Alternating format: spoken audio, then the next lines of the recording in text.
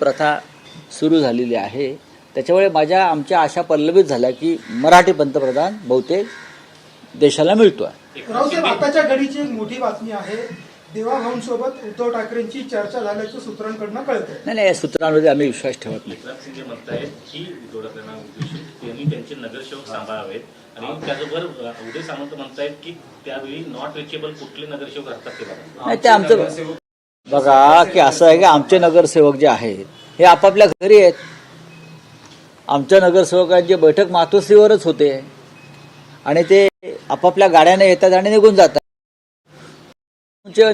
डांबून का ठेवावे लागले याचं उत्तर त्यांनी द्यायला पाहिजे.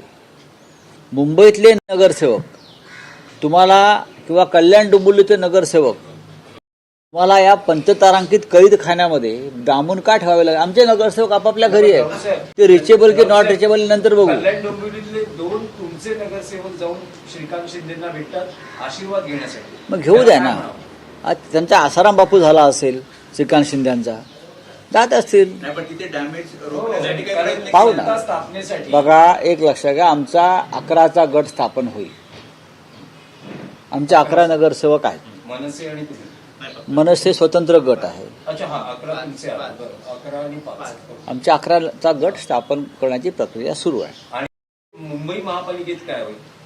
एकत्र असा गट असेल? नाही, स्वतंत्र गट स्थापन करावा लागेल. 2 स्वतंत्र पक्ष आहेत, लक्षात घ्या.